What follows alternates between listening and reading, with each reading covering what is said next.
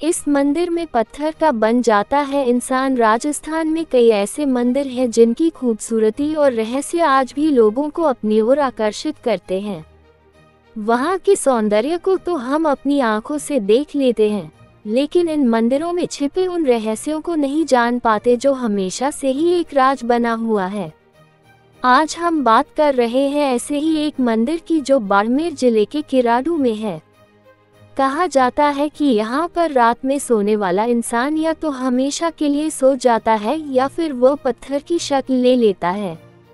बाड़मेर के किराडू मंदिर की हकीकत इसके इतिहास में छिपी है।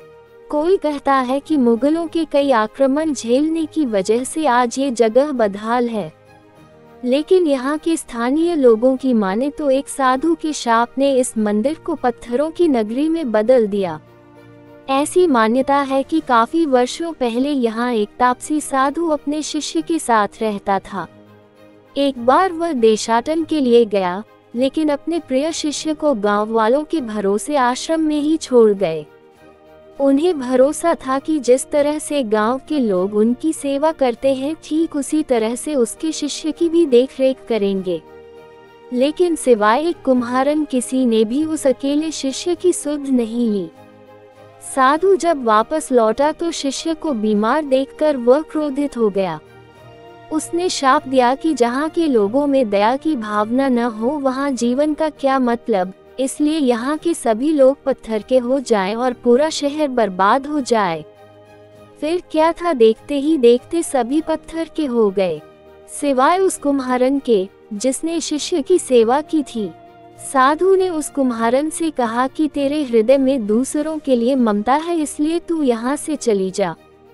साथ में चेतावनी भी दी कि जाते समय पीछे मुड़कर नहीं देखना, वरना तू भी पत्थर की हो जाएगी। कुम्हारन वहां से तुरंत भाग खड़ी हुई, लेकिन जाते वक्त उसके मन में अचानक एक बात आई कि क्या सच में किराडू के लोग पत्थर के हो गए हैं। ये देखने के लिए वह जैसे ही पीछे मुड़ी, वह खुद भी पत्थर की मूर्ति में बदल गई। सेहाली गांव के नजदीक कुम्हारन की वह पत्थर मूर्ति आज भी अपने उस भयावह अतीत को बयां करती दिखाई देती है। इस कहानी में कितनी सच्चाई है कोई नहीं जानता, लेकिन इतिहासकारों की माने तो 14वीं शताब्दी तक किराडू मुगलों के आक्रमण से तो बचा हुआ था।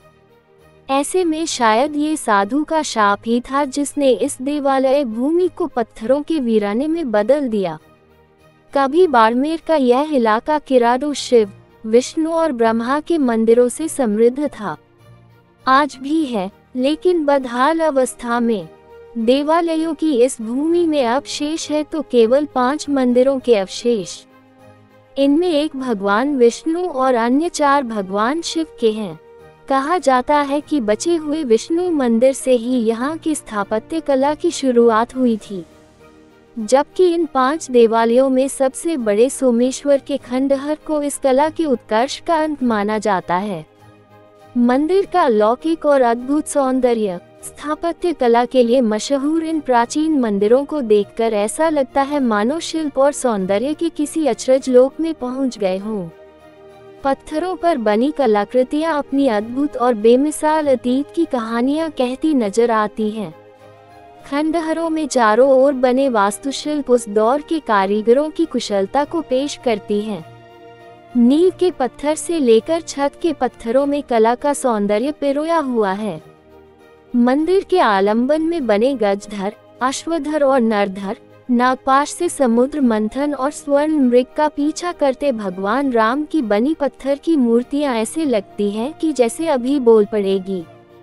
ऐसा लगता है मानो ये प्रतिमाएं शांत होकर भी आपको खुद के होने का एहसास करा रही है। मंदिर के अंदर की खूबसूरती तो और भी बेमिसाल है। छतविहीन मंदिर के आसपास स्थित 44 स्तंभ यहाँ के इतिहास को पल भर के लिए जिंदा कर देती है। पत्थरों की ऐसी कारीगरी आपको शायद ही कहीं देखने को मिलेगी।